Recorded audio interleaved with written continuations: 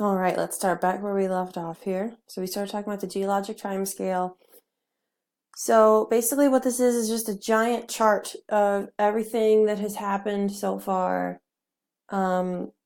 with everything that has happened on Earth. So basically like the history of the Earth. On a chronological time chart, chronological just means it goes in order of the date. And we figured all of this stuff out based on the rock strata, or the rock layers, and the fossil record. So it's broken up into different time chunks, just like a calendar is broken up into months. This is basically broken up into chunks. So the largest is the eon. So there's basically just two of those. So that's on that side. Okay. So that's the eon. And then it breaks it down into eras. So those eons can be broken down even further into eras based on what was happening in the fossil record and with the actual rocks on the Earth. Then we can break that down even further into periods. So we could break down the Cenozoic into those three periods. We can break down the Mesozoic into those, okay? And then epoch, we can go down even further based on what was happening. So it's kind of like a calendar in the fact that when we're talking about time, we can break it down into a certain year, right? We could break it down into a certain month. And then we could go down even further into a certain day of that month. And then you could even break it down further into a certain hour of that day as to something that is going to happen or something that did happen. So it's kind of like a giant calendar, and it just keeps getting broken down even further based on what was happening.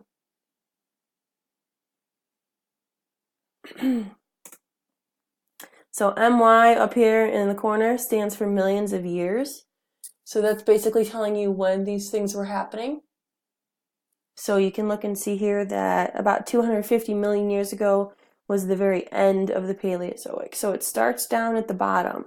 The Precambrian was the very first. We can only break that down into three sections here. These three sections. Because there wasn't really very much going on at that point in Earth's history. It was very early Earth. There were no organisms. So then you go up here and the Phanerozoic starts. So the Phanerozoic started 540 million years ago, and it's still continuing to this day. So this would be present day at the top. So we can keep breaking it down, and you can see it goes all the way back. So Cenozoic started 65 million years ago. So the Mesozoic in here would have been where the dinosaurs were, from about 250 to 65 million years ago. Okay? So if we turn it into a different way of looking at it, the circle version, then we would start back here. And so this would be the Precambrian, okay, these three. And then it starts to split back up into the next one, and then finally the very end here. So if we actually look at it to scale, you can see that the beginning Earth, the Precambrian, was so long. It was much longer than any other era that has existed since then. The Precambrian was the longest section of time where we didn't have life on Earth. So about 88% of all of the history of the Earth falls within the Precambrian. So if this was a clock, and we're talking about starting at midnight and going all the way through the day, humans wouldn't show up until about 11:58 p.m. So almost the very end of the day, humans don't show up until. That's a lot of time that humans didn't exist on the Earth. And you can see some of the important events which happen over the whole 4.6 billion years that the Earth has been in existence. We get some formation of the moon at the very beginning there. Starts down here. We get some photosynthesis happening. Okay, so I'm sorry, I misspoke earlier. So we did have a little bit of life going on, but it wasn't like animals, like it was bacteria and then photosynthesis was happening within that bacteria. We start to get oxygen in the atmosphere. Snowball Earth happens, which is kind of like an ice age. Then we get up here, that's when life starts to really happen. We get some vertebrates, we get some dinosaurs, and then at the very end, hominins, which are human-like animals. So we're going to break it up a little bit further here, and we're going to talk about each section because it's important to know what was happening in each section. So the Precambrian then was broken into 3 parts. So the Precambrian is the very first section. It's broken up into the Hadean, the Archean, and the Proterozoic. So this is the very beginning of the Earth. This is where we start at 4.6 billion years ago. So we can figure out that some of the oldest rocks that we have comes from 4.4, that's supposed to say billion years, found in Australia. So we don't have a lot of rock fragments from early Earth because it was so long ago and so many processes that happened in the rock cycle have happened since then. There's been a lot of destruction, erosion, it's melted back down into magma. So we don't have a ton of evidence from back then. We have just a few that we've been able to find that has been able to sustain, throughout 4.5 billion years. So this was super primitive life, okay? Very, very simple life forms. We had some one-celled animals, so it's an animal that's just made out of one cell, unlike us, which is millions of cells. Bacteria, and even jellyfish, which are some of the simplest animals that you can find.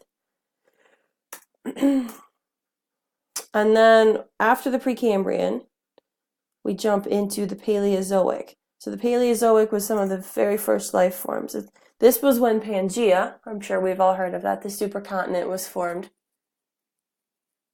And you can kind of see the picture over in the left side there of how all the continents kind of fit together.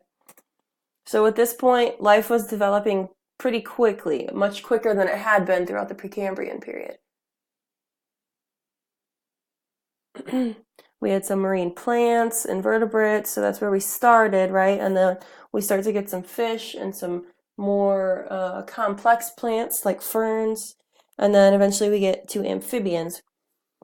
And if you think back to those transition fossils that we looked at on the online thing, you could kind of see where it started to transform into amphibians from the fish fossils that we have found.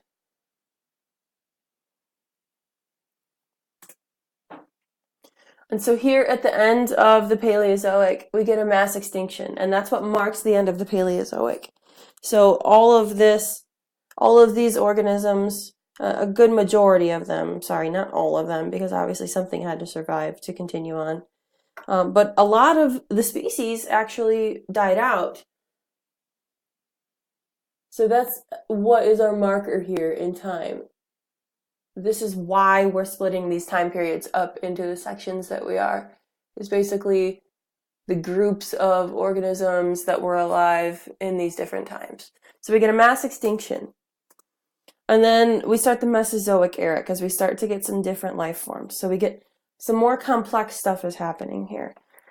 We get some dinosaurs that have evolved from those amphibians and reptiles, and dinosaurs are reptiles, right? We get some small mammals that start to evolve from those reptiles. We get birds that are evolving from it. We know birds are the closest relative to the dinosaurs that are still alive today. We get some conifers, which are like the pine tree kind of family.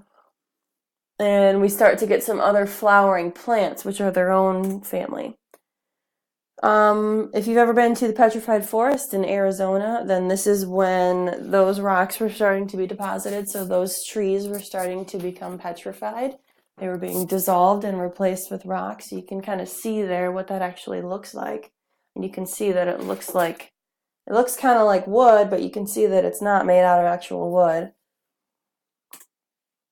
So then again, here at the end, we get another mass extinction. So these are happening for different reasons, whether there was less oxygen in the atmosphere, or catastrophic events like this one. They think that maybe there was a meteor or a really large volcanic explosion or a combination of the two that ended the dinosaurs at the Mesozoic here. But then we go into the Cenozoic after that extinction, and that's currently the one that we're in right now. So this is when we start to get those large mammals. This is when we start to get, saber-toothed cats and woolly mammoths, all of those really big animals. This is eventually when humans come after the woolly mammoths and everything dies out after that last ice age.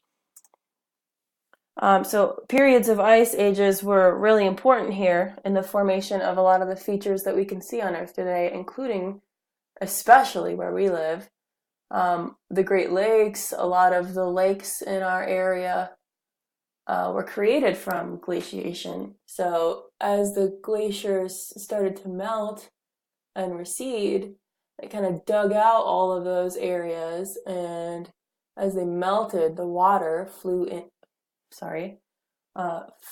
into the Great Lakes. So we can use a lot of those living organisms to piece together all of this history. And that's kind of how we divide up even further. So we've got the Archean, the Proterozoic, and then the Hadean would have been in there. So that is that first section, our Precambrian. And then the Paleozoic, Mesozoic, Cenozoic is our Phanerozoic eon. So those are our two main ones. But then we can split each one up even further based on the animals that were existing. So you guys know we have had a lot of change of life on Earth over the last 4.6 billion years. So we'll start with the Cenozoic. We can break those down into these epochs: the Holocene, Pleistocene, Pliocene. So based on this, what do you think, which epoch do we live in? If you guessed that very top one, the Holocene, then you are correct, because we start at the top and we work our way down as we go back in time. So you can see here's a little diagram of the 5 mass extinctions. So we've had these 5 major ones, and they tell you exactly where they are within the periods. So the end of the Cretaceous, we had one about 65 million years ago. So that was the most recent one. That was a whole bunch of marine invertebrate. That was most of the dinosaurs. And then we go back even further. So that was right here at the end of that one. And then we go back the end of the Triassic. Was a lot of marine invertebrate, and that would have been some of the dinosaurs, because within the Mesozoic, which is when the dinosaurs existed, there were 3 periods of different groups of dinosaurs that were really starting to become more prevalent in each one of those. So then the end of the Permian would have been the end of the Paleozoic era. So that was a lot of extinction going on in the oceans, which makes sense because this was kind of where, the fish, the amphibians, that's where they were really abundant. So we had a lot of those species die out there, which takes away a lot of potential for adaptations, right, and evolution. So then whatever's left is all that there is to be able to continue to evolve into other species. And you keep going back, you see it's a lot of marine invertebrate. A lot of those are what is affected, because at this point a lot of the Earth was oceans. If you think back to what Pangea looks like, the continents aren't all spread apart like they are now, right? It's one giant continent. So the rest of the world would be covered in ocean. So our definition of extinction is the end of a group of organisms, and we're usually talking about a specific species when we're talking about that. So the dinosaur extinction is super important, and people are super into it because it's tragic, really, and it's kind of sad because we wish that we could see